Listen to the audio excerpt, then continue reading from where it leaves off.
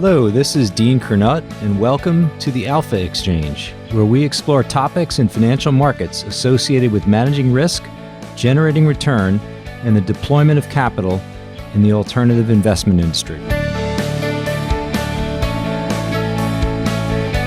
The Zeros is a 2014 movie clocking in at just 72 minutes, but scoring an impressive 8.4 out of 10, at least in one ranking.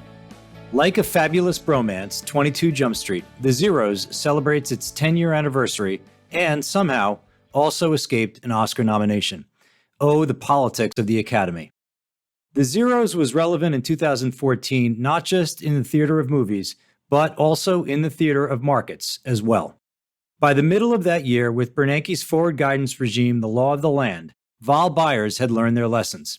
The GFC, the flash crash, the Euro SOV crisis, and even the taper tantrum in the rear view, there wasn't enough to worry about. Russia annexes Crimea?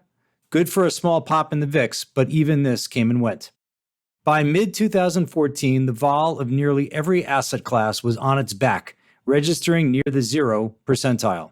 Sure, the VIX had been lower before, credit spreads too, but come on, late 2006 made for a nearly impossible comp.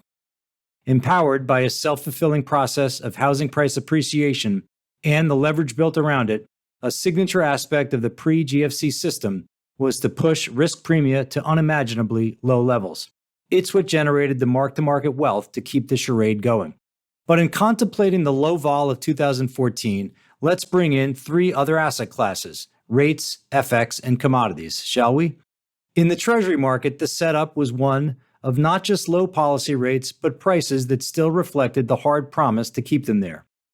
Recall Bernanke's tapering isn't tightening spin on things by late 2013. Aimed at mollifying markets, his memory of the misbehavior of asset prices still front and center. Central to Bernanke's get-out-of-jail-free card at that time was highly benign inflation data. By the end of 2013, core PCE registered just 1.5%.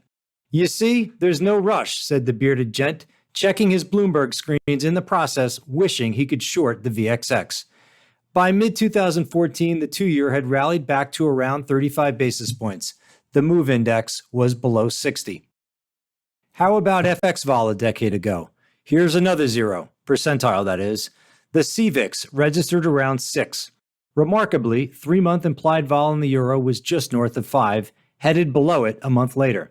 This had gotten as high as 17 during the bad days of the Eurozone crisis in September 2011. Late-night summits, Michael Lewis missives telling us to beware of Greeks bearing bonds, Silvio Berlusconi sleeping on the job, and Jean-Claude Juncker famously saying, quote, "When things get serious, you have to be prepared to lie." What a time that was. But by mid-2012, Mario Draghi arrived on the scene, gained control of market prices through both words and deeds. By the middle of 2014, 6-month realized vol in the euro was 5. And what about crude? Its 2014 behavior offers lessons aplenty on risk. Who can forget the epic supply glut that built up during the shale revolution? Prices would get to 110 by 2013 and hovered around 100 by the middle of the following year. Realized vol faded and by mid-year was below 15. And the realized vol of the realized vol plummeted as well. Hedge funds, conditioned on profiting not just from consequential daily moves in crude, but also from periodic changes in the vol environment, closed shop. It would change dramatically later in 2014, but by mid-year, 3-month vol on crude registered at a can you believe it level of 14. To be sure, every year brings its share of drama, but boy, there was a lot going on in energy production in 2014. Who can forget the man camps of Bakken, North Dakota? And how about some of the big winners? A May 2014 New York Times article proclaimed Harold Hamm, the billionaire oil man fueling America's recovery. His 70% stake in Continental Resources left him worth $16 billion at the time. The price of crude and the price of Continental would plummet a year later. He'd also be divorced a year later, cutting a check for nearly $1 billion to his ex. The largest settlement ever, by the way, Melinda and Bill Gates for $76 billion. As Peter Clavin said to his bestie, Sidney Fife, in I Love You Man, that's a lot of quiche, a lot of cake. On the commodity front, gold vol was also quite low by mid-2014, with a 3-month reading in just the 10th percentile over the last 5 years.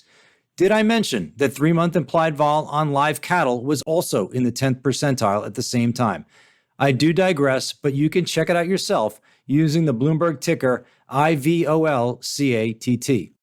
So, if we put it all together, equities, rates, credit, FX, and commodities, we had a protracted meltdown in the price of insurance by the middle of 2014. The zeros played out not just in the movies, but in markets as well. Is it any wonder that Bill Gross was reportedly short 60,000 strangles on the big S&P in early summer 2014? Sigh Zola. Fast forward to 2024, and the zeros is back for a cross-asset sequel. Let's put this in some context with an index we might label the jump. As the famous song by Van Halen celebrates its 40th anniversary this year, markets are hardly exhibiting any jump. In fact, an equally weighted index of 10 assets, FX, SPX, Eurostox, Move, Crude, Gold, IG, and high-yield credit spreads, high-yield implied vol, and vol, scores a paltry 18.5 as of this writing. That is the average 5-year percentile of 1-month implied vol or spread of these 10 assets. The only two approaching 50 are the Move and Gold. And we didn't include it, but do not get me started on the depressed option prices on milk futures. Don't do it. In all seriousness, not included in the jump, which, by the way, because Wall Street can't get away from tortured, backfilled acronyms, stands for, wait for it, joint uncertainty in market prices. Cringe? Not included in this metric is implied correlation in the S&P. Talk about an unloved asset. Before we dive in, this metric is one of so many implied measures that the wonderful ecosystem of prices yields. Implied vol, implied correlation, implied borrow, implied dividends, implied rate hikes, implied forwards, implied inflation, implied earnings move. I'm sure I missed a few. But what we should love about market prices, mostly from the option market, is the manner in which they yield specific information that we can then debate. I say it often that market prices aren't so much a predictor of where things are going, but are simply clearing levels that bring the buyer and seller to the table at a moment in time. In early January, market prices had the Fed cutting almost 7 times in 2024. By mid-year, implied eases are not even 2. From a pure prediction standpoint, implied prices may not materialize and may actually turn out to be wildly incorrect. At the start of 2007, 2-year implied vol in the S&P was 15. What was the realized vol over the ensuing 2-year period? 32. Whoops.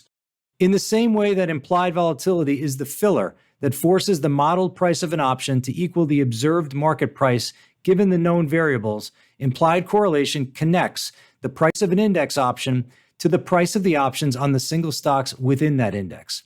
All things being equal, the implied vol on an index is going to be less than the average of the implied vols on the constituent names in it. The implied correlation metric helps us answer the question, how much less? If the index vol and average stock vols are the same, implied correlation is, in a back-of-the-envelope calc, 100. The market is willing to pay up for the index option, mostly because the stocks are so correlated that there's near zero loss of vol at the index level from diversification. When has implied correlation been incredibly high? 2008, 2011, and 2020 are 3 solid examples. Correlation comes with crisis, one might say. Today's setup is incredibly different. Stocks are zigging and zagging in a way that is unique, even adjusted for a bull market. Let's take the 5 super caps that float atop the S&P. Apple, Microsoft, Nvidia, Google, and Amazon. Just $13 trillion of market cap, no biggie. The total market cap of the index is around $45 trillion. 1% of the stocks comprise nearly 30% of the market cap. Sounds top-heavy to me. But what is so interesting about these 5 is how minimally they are correlated. Over the last 6 months, the simple average of the pairwise correlations is 42%. That's among the lowest reading on record over the last decade. Why? Well, in search for some explanation, it's difficult not to see the one-day 16% surge in Nvidia on February 22nd. A move that large with little follow-through from the other 4 is going to wreak havoc on realized correlation. Apple rose a modest 1.1% on February 22nd. Let's pull up a quick comp. On October 14th, 2008, Bank of America soared by exactly the same 16% as Nvidia did earlier this year. What were the moves for related companies on this day? Goldman jumped by 10.7%, Morgan Stanley by 21.2%, and Citi by 18.2%. The correlations, they come and go, don't they? Today's paltry level of realized correlation among the supercaps comes at a time when volatility of the stocks is also quite low. The average of the 6-month realized volatility levels on these 5 corporate beasts is just 28%. Again, one of the lowest readings over the last decade. In combination, depressed levels of stock volatility and the correlation that the market is willing to pay for an index option like the S&P makes for some pretty skinny option prices. But as a wise man once said, there's no crying in correlation. What do we know? The same conditions that lead to an increase in single stock volatility also cause stocks to become more correlated. The big macro sources of uncertainty are kind of always there, and we get tired of hearing of them. In fact, as they are recounted daily with no follow-through in the prices we stare at, our ability to sense danger may be compromised. This seems like a good time for a quick aside. By now, you recognize my fascination with days of consequence in markets. It's interesting and valuable to look back on the big moves, trying to learn from them. Approaching soon is June 11th, and with that, the 4-year anniversary of a nearly 6% plunge in the S&P in 2020. Since 1990, this is the 14th largest one-day decline in the S&P. COVID was still very much a health and employment crisis, but the intense fire of asset prices had largely been put out by June of 2020.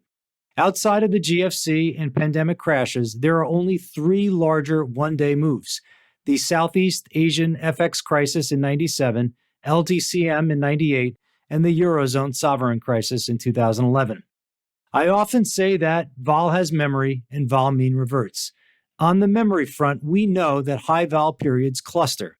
Again, of the top 14 down moves, 10 are from 2 events, the GFC and pandemic. So what makes the June 11th, 2020 sell-off so interesting is how low the incoming realized vol was. Of the other top 13 moves, the average level of 10-day realized vol as of the day prior to the move was 61%. In the 10 days prior to June 11th, 2020, the S&P was realizing just 16.5%. Talk about lurching from low to high vol. Okay, my itch to revisit giant daily market moves has been scratched. Let's get back to today's setup. On the risk front, we can start with the Fab 5: concentration, valuation, inflation, duration, and correlation. In words, the S&P is highly concentrated with a high PE, vulnerable to inflation, losses from duration, and an unwelcome increase in correlation among stocks. Further, in the realm of unsavory outcomes, we would be remiss not to include geopolitical developments. It certainly feels dicey out there. Oh, and it is an election year in the good old USA. What are you doing on November 6th, by the way? In summary, option prices are really low because the motionlessness of indices like the S&P demands that be the case. Why pay for insurance on an asset that appears to present no risk of loss? There's no free lunch in the options market, and the old adage says theta is the rent on gamma. That said, while the rent feels too high right now, the renter doesn't pay for the plumbing problem. We ought to be watchful for signs that the market's fixtures remain in good standing. A leak in one part of the house can lead to all kinds of knock-on effects in other parts. Hope you have a great week and catch you next time. You've been listening to the Alpha Exchange. If you've enjoyed the show, please do tell a friend. And before we leave, I wanted to invite you to drop us some feedback. As we aim to utilize these conversations to contribute to the investment community's understanding of risk, your input is valuable and provides direction on where we should focus. Please email us at feedback@alphaexchangepodcast.com. Thanks again, and catch you next time.